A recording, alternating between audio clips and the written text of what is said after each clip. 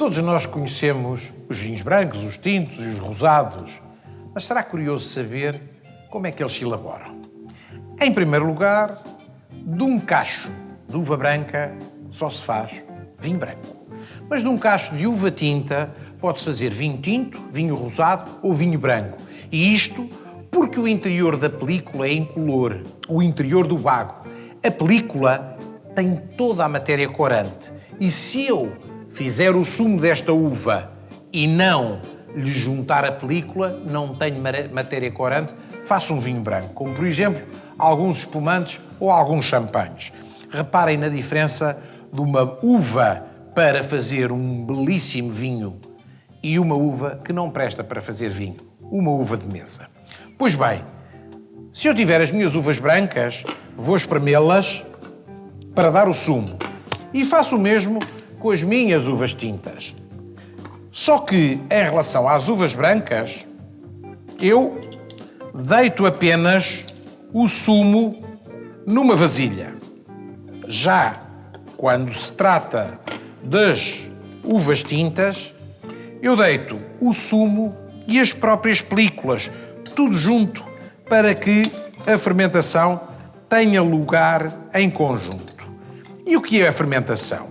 A fermentação, nestes dois casos, não é mais que a atuação das leveduras sobre este sumo de uvas brancas ou sobre este conjunto de películas e sumo. As leveduras atuam sobre o açúcar que aqui está presente para o transformar em álcool. Pois bem, fizemos vinho. Quais são os fatores que diferenciam os vinhos, os grandes vinhos, os vinhos médios, os ligeiros? São essencialmente 4 fatores que estão em causa.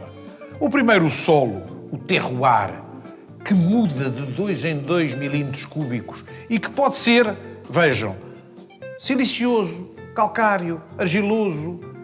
Qualquer destas características do solo vai dar características diferentes à planta, à uva. O clima é fundamental. O microclima, em cada quilómetro quadrado há um microclima. Quase que cada vinha tem o seu próprio microclima. A casta, pois a casta que está plantada naquele microclima e naquele solo, pois poderá ser uma casta que produz muito pouco e dá um grande vinho, pode ser uma casta muito produtiva e que dá um vinho mais ligeiro. E quem é que pega em todos estes fatores e os coordena de maneira a produzir o grande ou o pequeno vinho? O homem. O homem conduz o processo desde o princípio. Primeiro, fazendo cachos que são a matéria-prima. Se a matéria-prima não for excelente, o vinho não é de grande qualidade. Aqui está o grande segredo. Produzir grande matéria-prima através da produção destes cachos.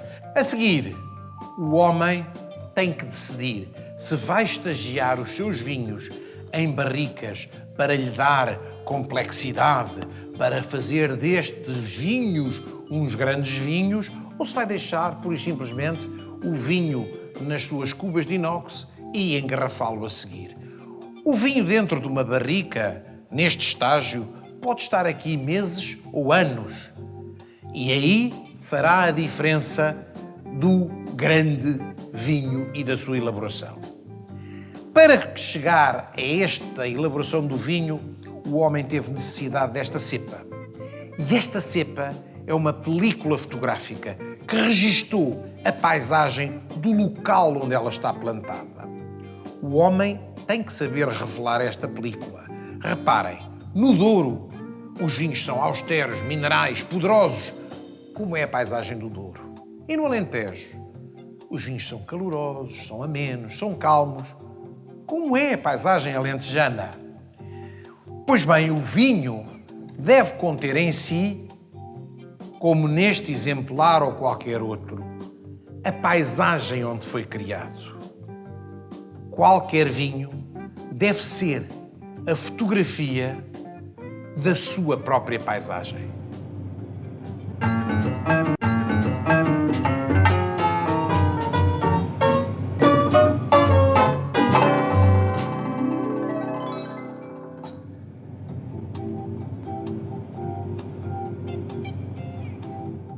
O vinho é esta maravilhosa bebida que é obtida pela fermentação natural das uvas e do seu sumo.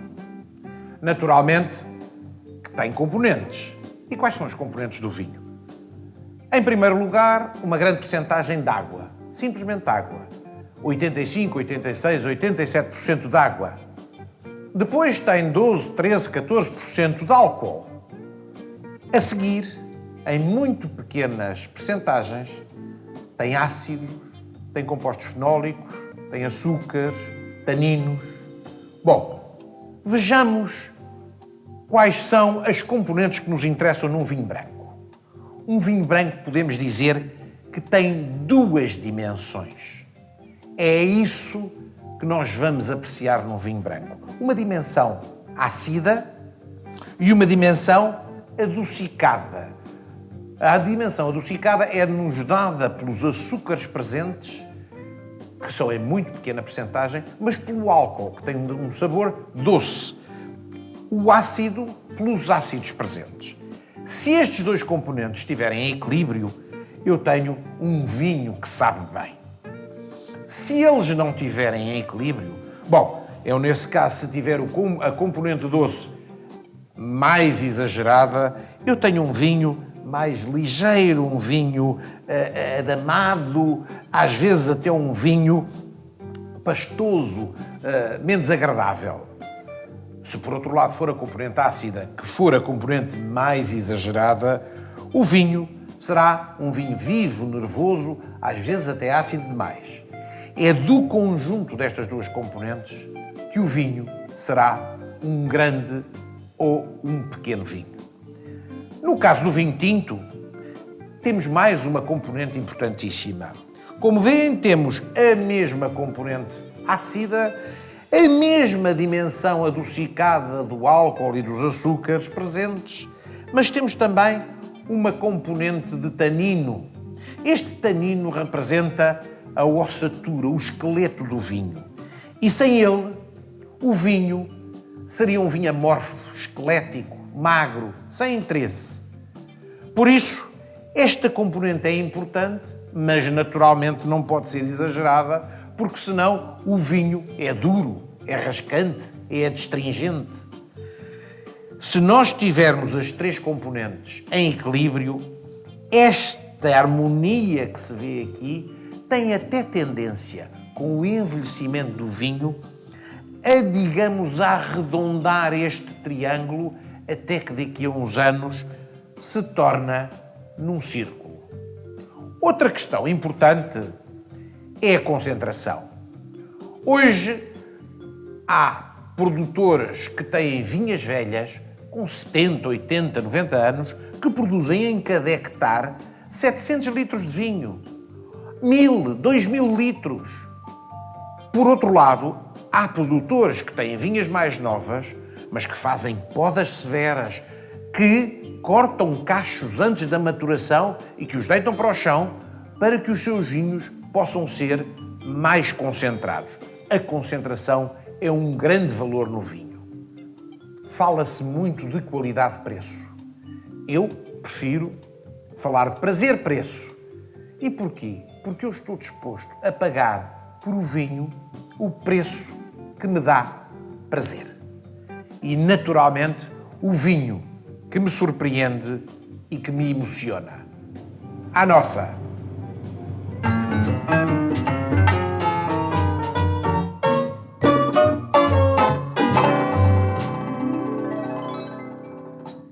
Os 4 pontos são absolutamente fundamentais.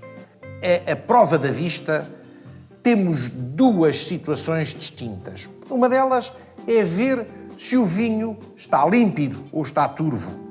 Outra delas é ver a cor e a sua evolução. Reparemos nestes 3 vinhos brancos. Temos aqui um primeiro vinho de cor citrina, que nos diz que será com certeza um vinho ainda jovem. Depois um vinho com cores de âmbar, uns tons mais dourados, e isso indica-nos que será um vinho um pouco mais evoluído.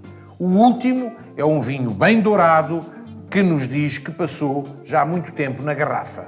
Relativamente aos vinhos tintos, temos um primeiro púrpura praticamente acabado de fazer, depois temos um vinho de idade média, cor rubi, que vai evoluir para uma cor acastanhada, quase casca de cebola, que nos indica que é um vinho de grande idade e evolução e que possivelmente será um vinho que nos vai encantar. O outro sentido muito importante é o olfato. Os aromas dos vinhos brancos localizam-se normalmente nas frutas brancas, enquanto os aromas dos vinhos tintos localizam-se naquilo que nós designamos por bagas vermelhas. Há outros tipos de aromas que também acontecem nos vinhos.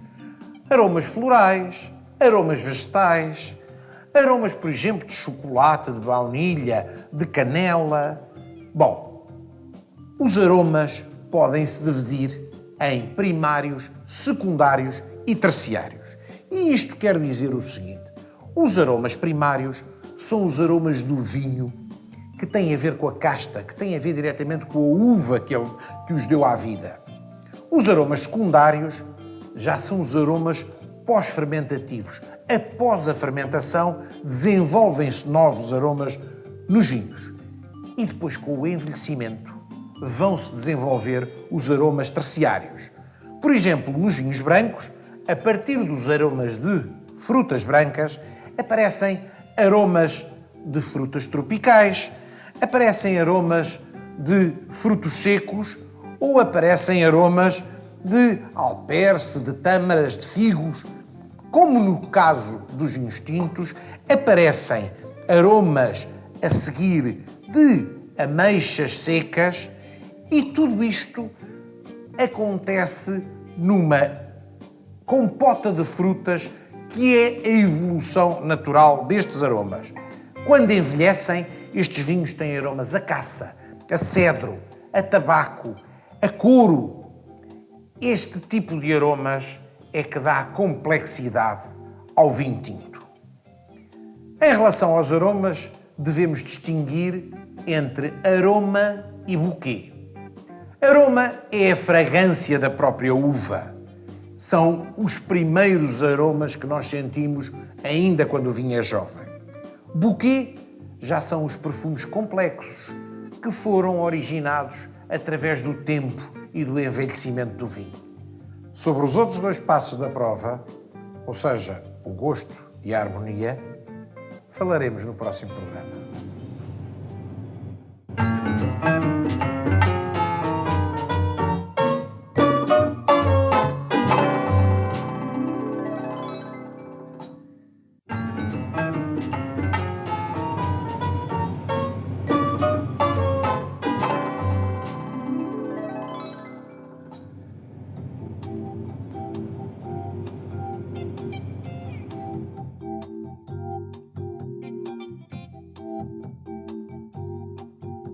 O gosto é a parte mais valorizada de uma prova de vinhos.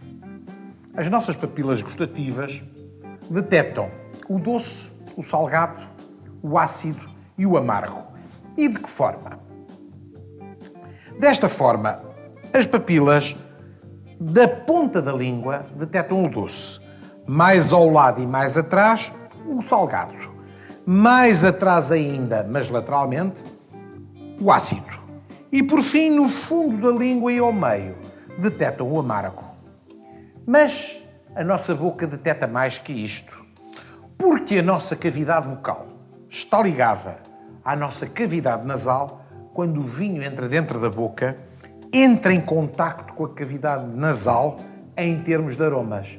O que significa que nós vamos, quando pomos o vinho na boca, detectar todos os aromas que o vinho tem.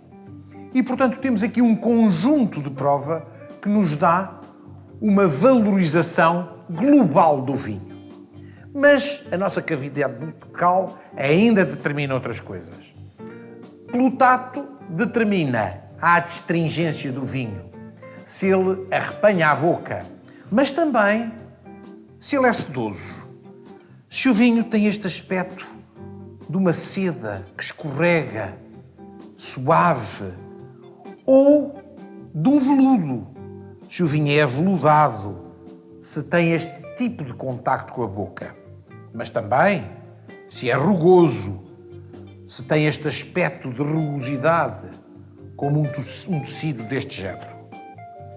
Pois bem, temos ainda na nossa boca a percepção da temperatura.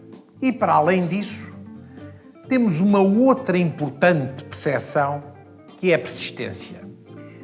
Persistência significa o seguinte: depois de nós bebermos o vinho e engoli-lo, ou, no caso dos profissionais, de o cuspirem, na nossa cavidade bucal vai-se manter durante algum tempo o aroma, o gosto do próprio vinho.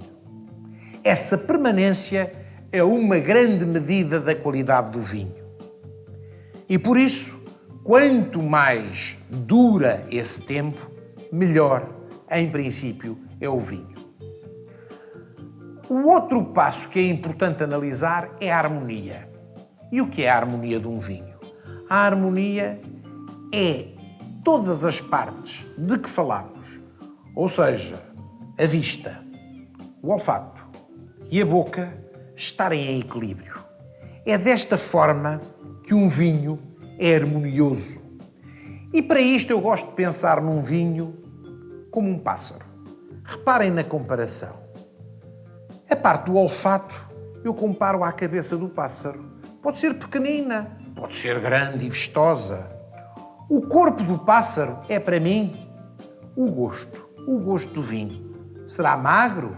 Será grande e opulento? Será corpulento mesmo? Bom, e a persistência? O tal tempo que o vinho me fica na boca depois de o engolir. Essa é a cauda do pássaro, que pode ser uma cauda pequenina ou uma cauda muito vistosa. Com esta imagem, eu tenho uma imagem que me é útil para descortinar a qualidade do vinho que estou a beber. E posso exemplificar-vos como é que esta prova se passa em termos, muitas vezes, dos profissionais. Pegando no copo, eu tenho de o inclinar para, através desta calote e contra uma superfície branca, eu ver as nuances da cor. Depois, levo o copo ao nariz sem agitar o vinho e apercebo-me dos aromas com o vinho em sossego. A seguir, agito bem o vinho, parto-lhe as moléculas aromáticas, crio uma concentração de aromas dentro do copo e levo ao nariz. Isto dá-me a percepção do olfato, do aroma do vinho. A seguir, vou beber o vinho, ou seja, colocar uma porção na boca e tentar chupar através dos lábios algum ar para oxigenar todo este vinho que tenho na boca e pressentir ainda melhor os seus aromas.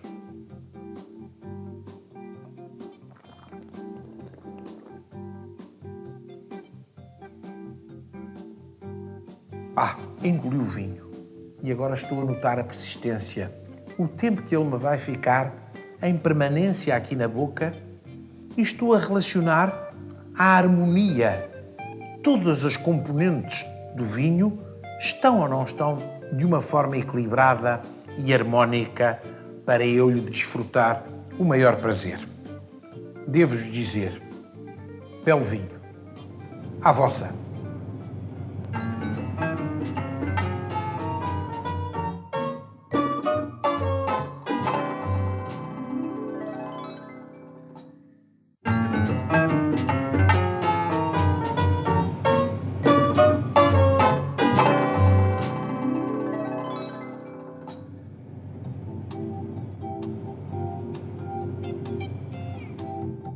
É neste local que se criam os grandes vinhos.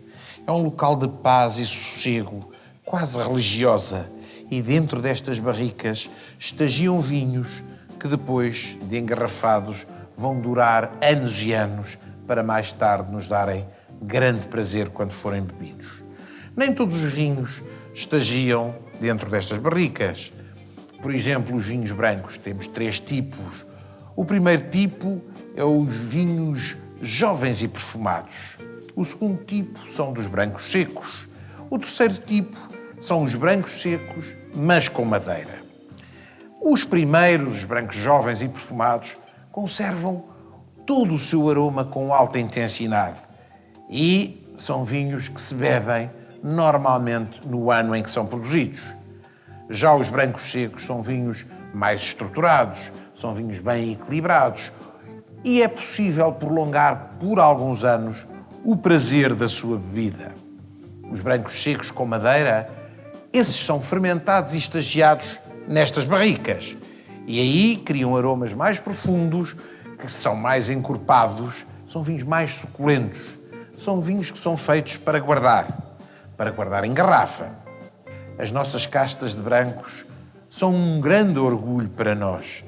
A nossa diversidade que vai do Alvarinho ao Antão Vaz, que vai do Arinto ao Bical, ao Encruzado, ao Loureiro, ao Moscatel, ao Verdelho e até castas estrangeiras adaptaram-se bem aos nossos solos, como o Chardonnay, o Viognier ou o Sauvignon. Relativamente aos vinhos tintos, as castas portuguesas são castas de grande nível. O Alfrocheira, a Baga, a Periquito, o Ramisco, que, curiosamente, em Colares resistiu à filoxera.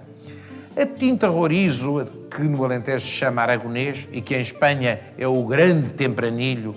A Touriga Franca e a Touriga Nacional, a nossa casta rainha, uma casta que se equipara às melhores castas do mundo. Temos também castas estrangeiras que se adaptaram bem aqui ao nosso país, o Cabernet Sauvignon ou o Merlot, que são de Bordeaux, o Pinot Noir, que é uma casta da Borgonha, e o Syrah, uma casta das Côtes du Rhône. Quais são os tipos de vinhos tintos que nós temos? Os tintos jovens, os tintos estagiados e os tintos de guarda. Os tintos jovens são tintos que não estagiam em barrica, mas têm uma expressão intensa. São frescos, são frutados e devem ser consumidos ao fim do primeiro ano. Os tintos estagiados são tintos que estagiam entre 6 meses de barrica, algum tempo que lhe permita o aroma da madeira fundir-se com os aromas da própria casta e dar vinhos com características muito especiais, equilibrados, consistentes e que muitas vezes se aguentam entre 5 a 7 anos em condições de extremo prazer para serem bebidos. Por fim, os tintos de guarda. Os tintos de guarda vão estar estagiados nestas barricas durante 1 ano, 2 ou mesmo 3 anos.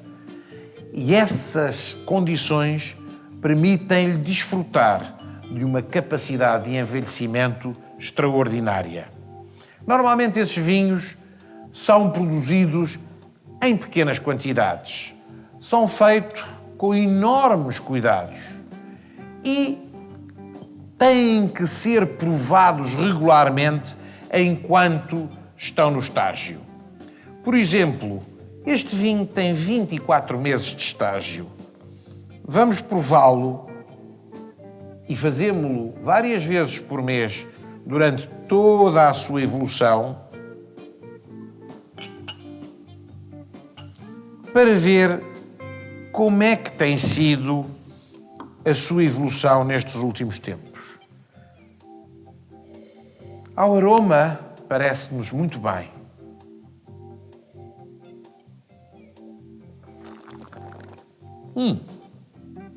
Curiosamente, a persistência tem muitos caudalis. O caudali é o número de segundos que o vinho guarda o seu aroma na boca depois de engolido. Destes vinhos que nós guardamos com tanto carinho, sei lá quantos terão capacidade de envelhecer. Como as grandes divas, como uma Catherine Deneuve, como uma Sophia Loren.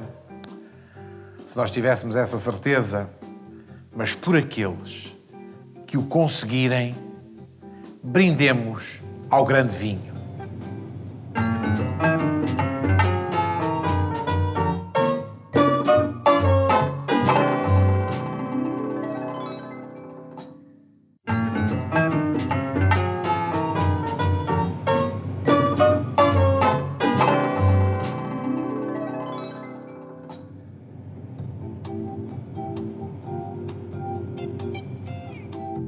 O vinho é uma bebida delicada e por isso temos de respeitar algumas regras quando vamos servir. Em primeiro lugar, retirar a cápsula. Podemos fazê-lo com uma faca ou um canivete, ou então há estes pequenos aparelhos, hoje muito práticos, que basta rodar e a cápsula saiu. Utilizamos para retirar a rolha um saca-rolhas que tenha uma espiral comprida. Para abrir a garrafa, o saca-rolhas deve entrar perfeitamente ao centro da rolha. E retiramos a primeira metade da rolha e, seguidamente, com todo o cuidado, a outra metade. A primeira operação a fazer a seguir é cheirar a rolha. Está bem, podia esta rolha cheirar a rolha e isso dava mau sabor ao vinho. A partir deste momento, estamos prontos para poder servir o vinho e prová-lo para ver se ele está bom. Se for este caso de um vinho relativamente jovem, devemos fazê-lo desta maneira. É conveniente oxigená-lo e, para isso, decantá-lo. Como ele não tem depósito, desta forma, ou como nós dizemos, batê-lo, utilizando mesmo um jarro de água. Desta forma, como não há problema de depósito, o vinho, para além de decantar, tem uma operação muito importante, é que oxigenou, o que lhe dá características organoléticas mais agradáveis quando se vai beber. E se for um vinho com alguma idade? Temos aqui o caso de um vinho com 24 anos. Seguramente que este vinho terá depósito. Não posso servi-lo como fiz com o vinho jovem, porque eventualmente o depósito misturar-se-ia com o próprio vinho e seria desagradável. Vou colocar o vinho numa cesta própria para o efeito, retiro a cápsula com o mesmo cuidado e assim não agito o vinho.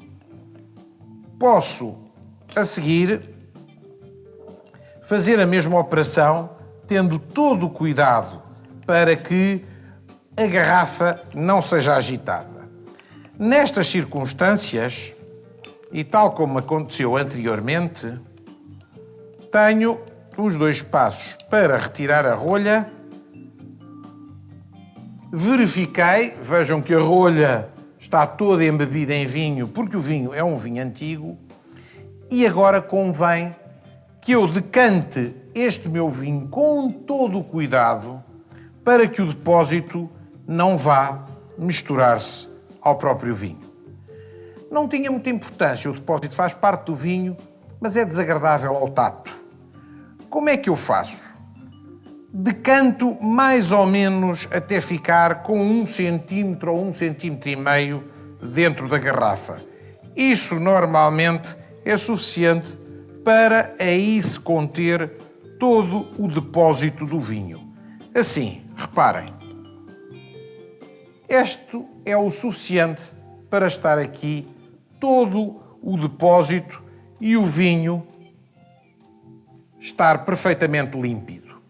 Não convém oxigenar este vinho, porque este vinho, como já passou muito tempo, foi oxigenando a pouco e pouco dentro da garrafa e um golpe de oxigênio a mais pode retirar-lhe todas as qualidades.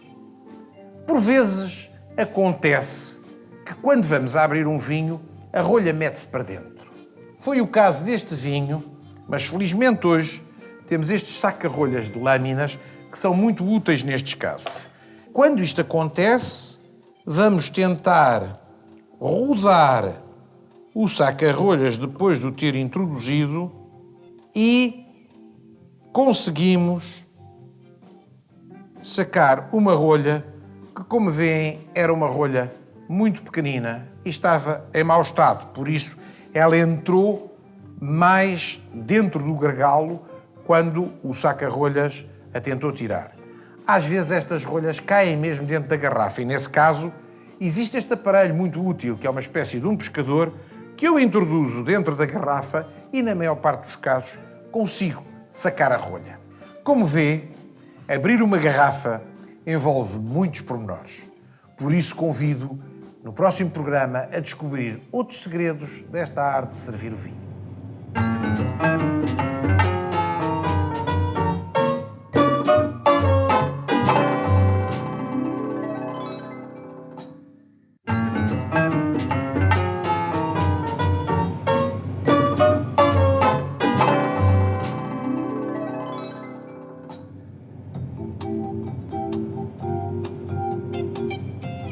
No programa anterior falámos de como abrir um vinho, de como decantá-lo e como oxigená-lo.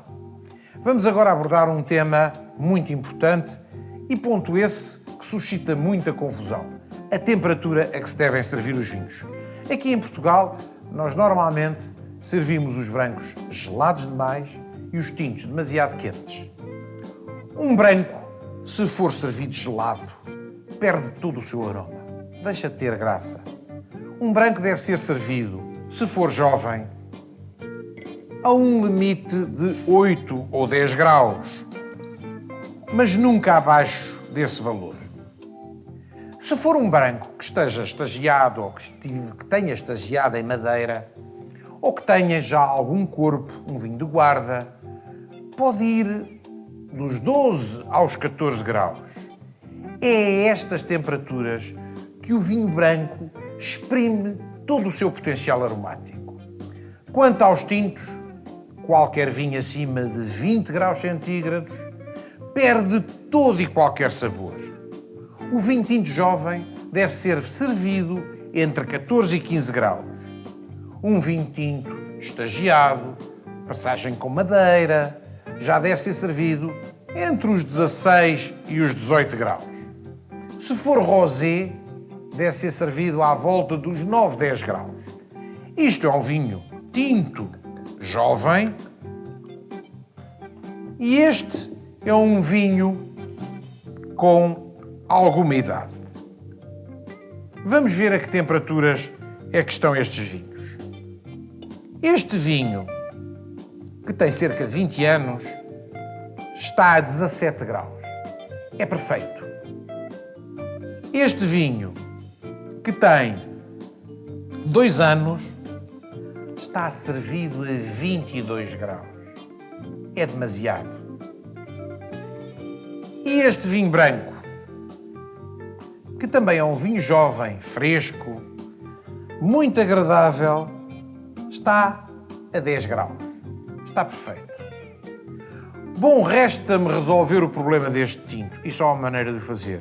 Se a temperatura é alta e eu tenho que abaixar, colocá-lo durante alguns minutos num balde de gelo. Tendem atenção para a temperatura não descer demasiado.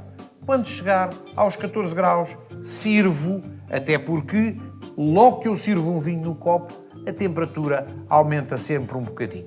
Outro aspecto muito importante são os copos. Estes copos que estão aqui têm várias características comuns e todos eles são adequados para servir vinho. São copos que têm um formato de tulipa, o vidro é fino e este bordo superior estreita, o que faz com que os aromas do vinho se concentrem. Os copos são incolores e, portanto, pode-se apreciar bem a cor do vinho.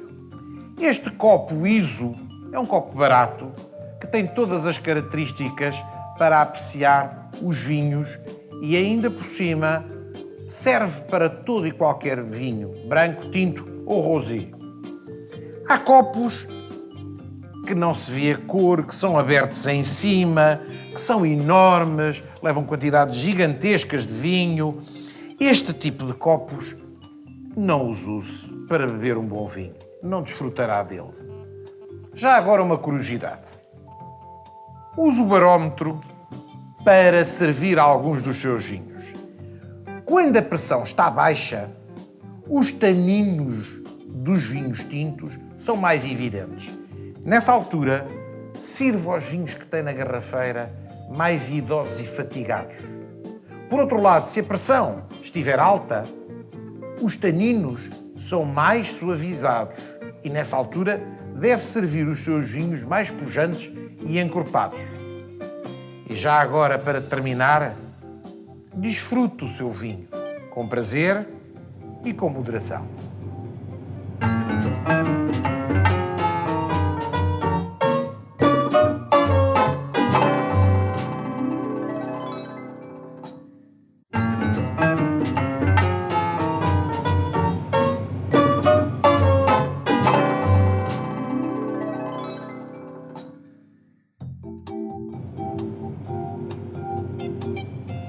O prazer mais sublime do gastrónomo é encontrar harmonias perfeitas entre a comida e os vinhos. E como é que se consegue?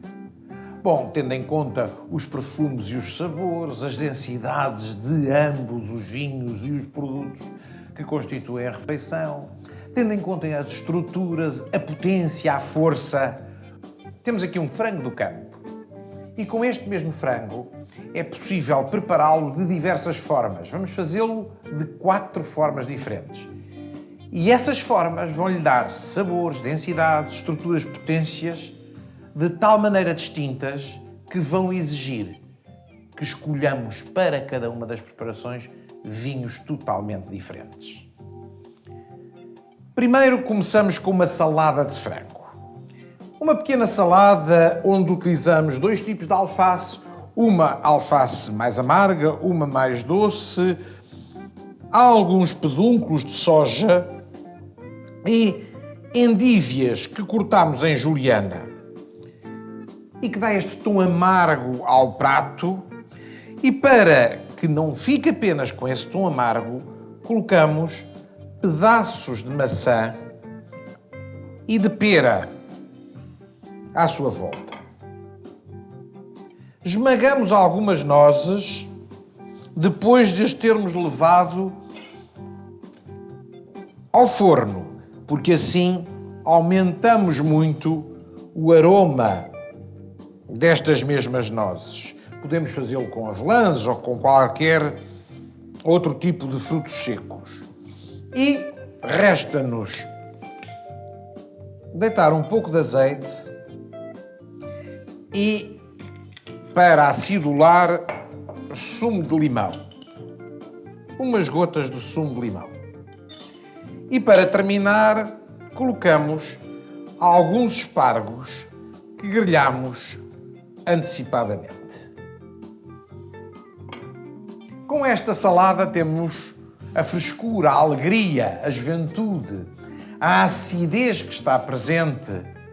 Precisamos com certeza de um vinho branco, um vinho jovem, um vinho frutado, um vinho que nos possa encontrar o mesmo tipo de sabores, de estrutura, como tínhamos falado, e que nos dê um prazer maior, que aumente o prazer entre os 2 componentes.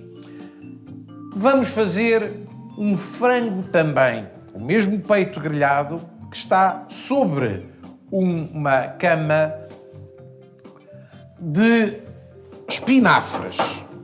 Estes espinafres foram todos eles passados por manteiga.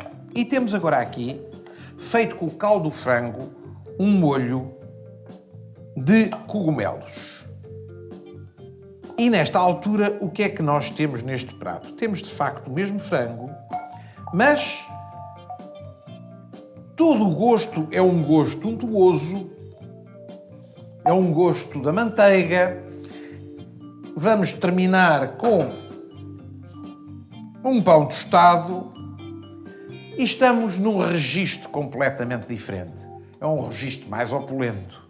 Vamos precisar de um vinho com madeira, para um vinho branco que possa dar estas notas untuosas, que possa ter a capacidade de fortalecer este prato de modo a o equilibrar no nosso conjunto do palato.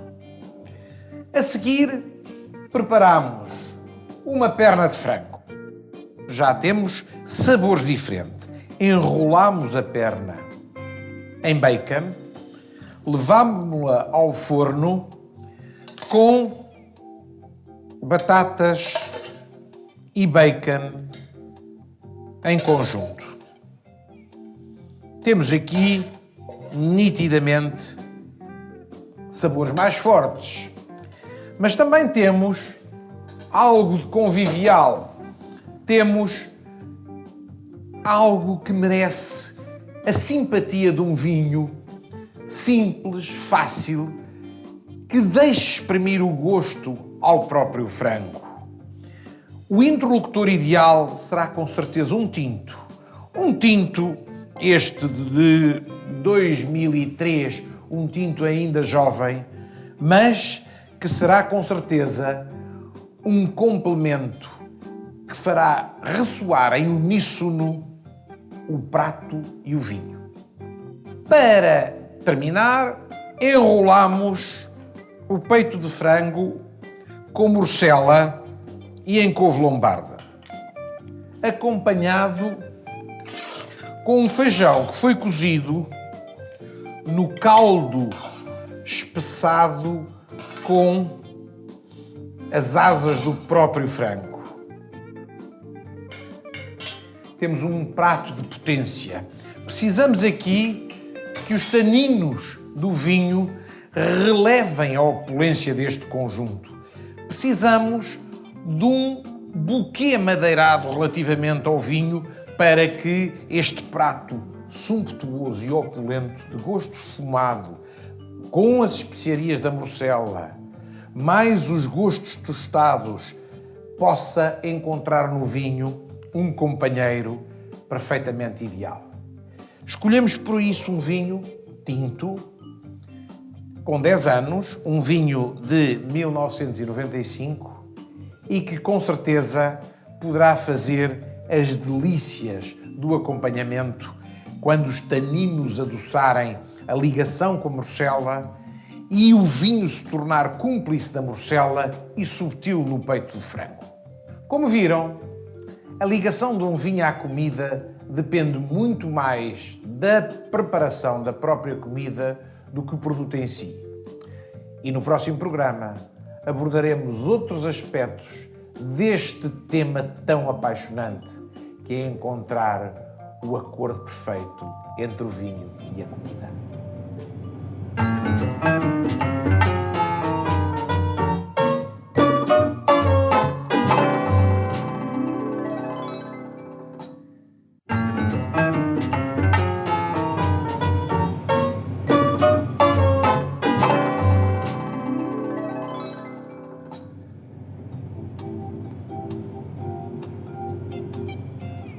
Vamos falar dos inimigos do vinho, daqueles alimentos que não convivem nada bem com ele.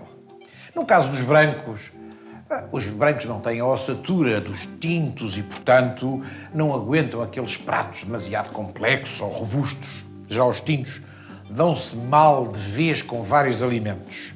Por exemplo, com os ovos, com os espargos.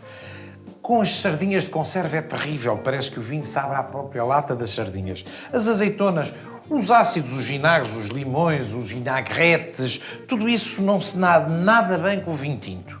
Como as alcachofras ou o funcho, são alimentos que não convém juntar quando servimos vinho tinto. Mas uma das ideias feitas mais divulgadas e mais incorretas é que o tinto vai bem com o queijo. E não é verdade. Olha, o vinho tinto despe completamente os queijos e os queijos esmagam o vinho tinto. São dois companheiros que não convém nada andar de braço dado. Sei que está com dúvidas, mas faça uma coisa, experimente. Porque, por exemplo, se tiver um queijo de cabra, utilize um branco seco do Dão, do Alentejo ou da Bairrada e verá que o equilíbrio palático é muito mais agradável. Um camembert, que é um queijo de pasta mole, será melhor acompanhado por um rosé ou por um espumante. E se for um espumante, não se esqueça que o deve servir a 8 graus centígrados. E um queijo dos Açores, o queijo de São Jorge, de cura de 4 meses, uma maravilha que vai bem com aquele toque fumado, com um branco do Douro com madeira. Essa harmonia dos fumados é deliciosa. Já os nossos serpa, azeitão, serra, são queijos muito gordurosos, o palato tapa completamente e o vinho tinto não vai com eles.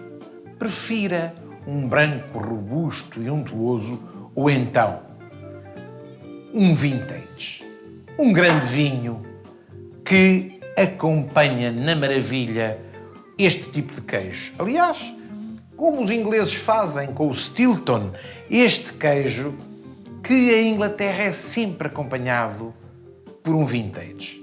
E sabe a que temperatura o servem? Entre 15 e 16 graus. Nós temos em Portugal, curioso, muitos vinhos que nos esquecemos. Por exemplo, os nossos madeiras. Os nossos madeiras fazem uma cumplicidade com a cozinha chinesa extraordinária e poucas vezes nos lembramos disso. E até mais com os pargos, que é um dos alimentos mais difíceis para acompanhar com vinho. Também em pratos exóticos, como seja as novas cozinhas de fusão, temos aqui um exemplo. Um mole poblano de avestruz. O mole poblano é uma receita mexicana que utiliza-se chocolate para temperar frango. Aqui é feito com avestruz e este tipo de prato. O que é que vamos acompanhar com ele? Por que não um moscatel de Setúbal? Ou, eventualmente, um carcavelos? Bom, e para terminar, falemos de um grande prato, de um prato de caça exuberante, poderoso, denso, como seja, por exemplo, um veado que foi tratado com um molho de framboesas e que tem como base o molho Grand Veneur. Temos para acompanhá-lo uma terrine de legumes da estação. E este prato riquíssimo, que nos vai dar um prazer extraordinário, ao qual podemos adicionar ainda algumas trufas. Vale a pena ir à garrafeira, ir buscar o nosso vinho mais raro, mais precioso, mais quente, muito idoso, de maneira a proporcionar com este prato uma ligação evanescente, onde os aromas terciários do vinho se tornem cúmplices destes aromas de caça, de terra, a riqueza do molho. Descobrimos uma harmonia de rara beleza nesta ligação. E quando isto acontece, todos os que estão à volta da mesa deixaram de ter outro tema de conversa, que não seja o único que se impõe. A ligação do vinho e da comida.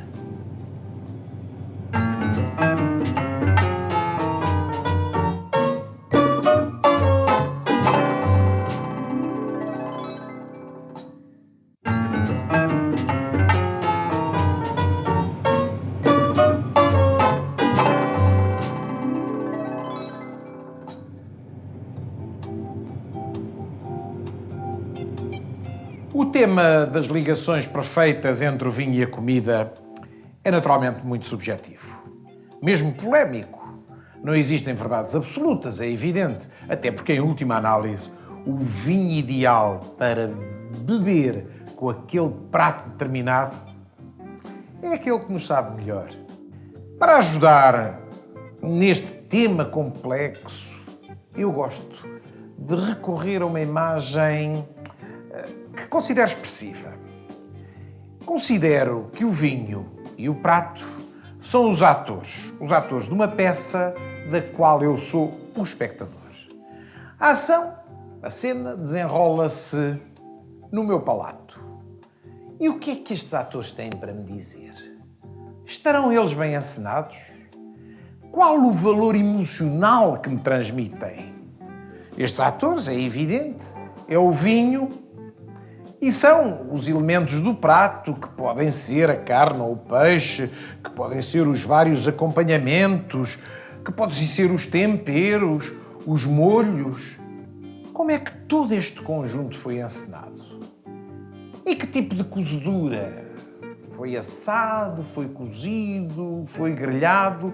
A propósito de cozedura, Será capaz de me dizer porque é que quando um pato vai para o forno, dizemos assar um pato, e quando pomos o pão no forno, dizemos cozer o pão? É um desafio que lhe deixo. Olhe, para mim, é porque cada um é para o que nasce. Bom, mais uma vez, o papel de cada um destes atores vai condicionar qual o partner, ou seja, o vinho ideal com o que devem contracenar. Por exemplo, eu tenho um tamboril. Tenho uma peça de tamboril que vou cozinhar de duas formas. Uma delas sobre uma cama de legumes com limão e louro. Esta peça tem as características da frescura, dos legumes e, para isso, não há dúvida, vou escolher seguramente um vinho branco. Um vinho branco com elegância, que acompanha bem os legumes. Um vinho que galanteia o peixe. Um vinho que aceita o perfume do louro sem o ofender. Pelo contrário, cozinhei também com o mesmo tamboril uma chanfana de tamboril.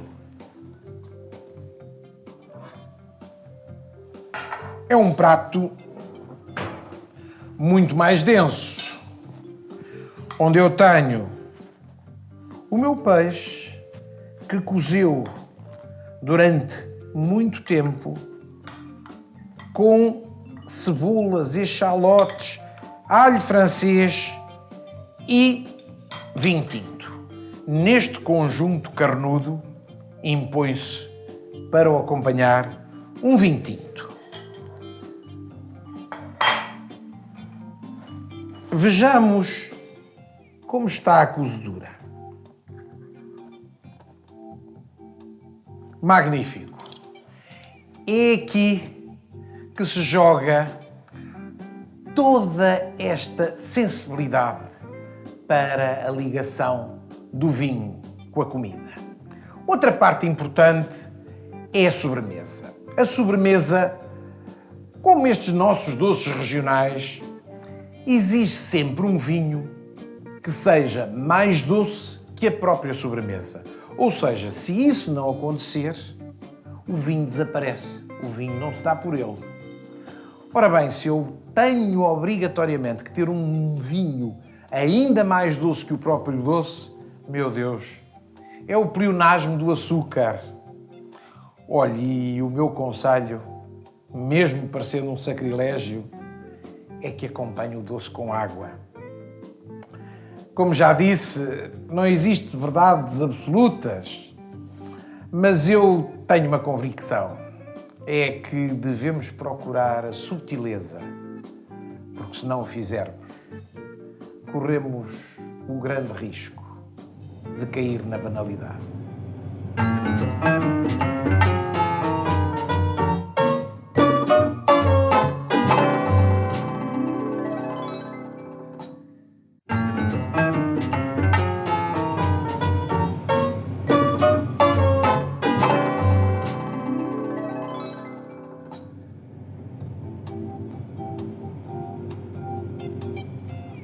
O restaurante é o local ideal para experimentar novos vinhos e também para encontrar novas harmonias entre os vinhos e a comida. Quando entro num restaurante, gosto de reparar se o serviço de vinhos será adequado. E como é que o faço? Reparando nos copos, por exemplo, estes são de boa qualidade. E a carta de vinhos é muito importante. Muito obrigado. Vejamos esta carta de vinhos. Está dividida por regiões. Cada colheita tem o seu ano. Isso é muito importante. Tem algumas novidades. Tem vinhos que acabaram de sair no mercado e os preços são em conta. É uma bela carta de vinhos. Vou escolher a refeição e depois vou tentar encontrar um vinho que se adapte é esses pratos que eu vou fazer de outra maneira. Lembro-me que aqui há pouco tempo ouvi falar num vinho novo que era interessante, estava muito bem feito. Vou ver se o encontro aqui. Vou à carta dos vinhos ver na região... Cá está. Se faz favor, podia-me servir este vinho. E agora vou fazer ao contrário do que é habitual. A partir deste vinho que escolhi, vou tentar encontrar pratos que sejam adequados à sua estrutura, ao seu peso.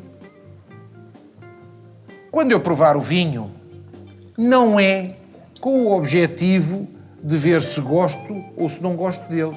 Isso já o fiz há bocado, quando o escolhi. Agora o que está em causa é saber se ele tem defeitos. Não tem defeitos ao nariz, não cheira nem a rolha, nem está oxidado. Vou ver a temperatura. Está ótimo. A temperatura está impecável. Normalmente nos restaurantes não acontece o vinho ser servido à temperatura ideal. Muitas vezes até vê-se que os vinhos são chambreados, essa palavra horrorosa, que significa decantar os vinhos para um decantador que foi aquecido com água quente. Não se deve fazer isso. Chambrear vem de chambré, uma palavra francesa que se utilizava no século passado, no século XIX, onde os vinhos eram guardados em caves e esses vinhos naturalmente estavam a temperaturas muito baixas, 8, 10 graus. E os franceses iam às suas caves, traziam o vinho para cima e deixavam-no a ambientar até ele ficar com uma temperatura por volta dos 17, 18 graus, que é a temperatura ideal para beber esses vinhos tintos. No nosso caso, não temos necessidade de aquecer o vinho. Às vezes, pelo contrário, devemos arrefecê-lo. Quando os restaurantes fazem esse tipo de serviço, chambrear os vinhos, esse tipo de encenações, a carta, reparem, é monotónica, não tem diversidade, os copos não são grande coisa. Até muitas vezes o serviço deixa a desejar. Por exemplo, os copos são servidos até acima, o que nos dificulta, quando vamos a beber, quase que podemos entornar pelo caminho. Os preços, normalmente, desses vinhos não são nada baratos. E mais, muitas vezes aparece-nos na mesa uma segunda garrafa já aberta que nós não pedimos. Devemos ser exigentes nos restaurantes. Devemos desfrutar aquilo que pagamos. Devemos desfrutar o nosso vinho.